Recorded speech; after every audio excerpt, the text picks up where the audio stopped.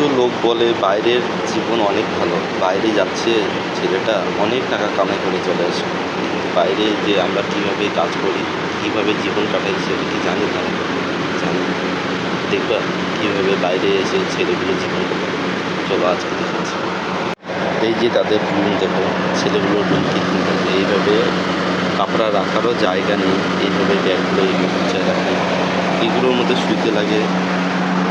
এই যে দেখো বাইরের কী অবস্থা, বাথরুম এখানে স্নান করতে লাগে, বাইরে স্নান করতে লাগে এগুলোতে। তারপর আবার দেখাচ্ছি চলো।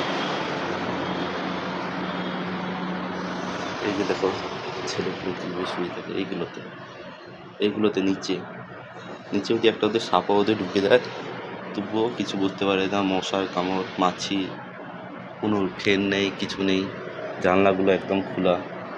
এই যে দেখো এই অবস্থা বাথরুম। এই যে দেখো এত কষ্ট করে কাজ করে যখন ওই ছেলেটা যখন বাড়িতে আসে, তখন তাকে বলা হয় কত না আরামের কাজ করে আসছে, কত না টাকা কামাই করে চলে আসছে। কিন্তু তাদের লাইফটা এইরকমই হয়, এত কষ্ট করে কাজ করতে হয় তাদের।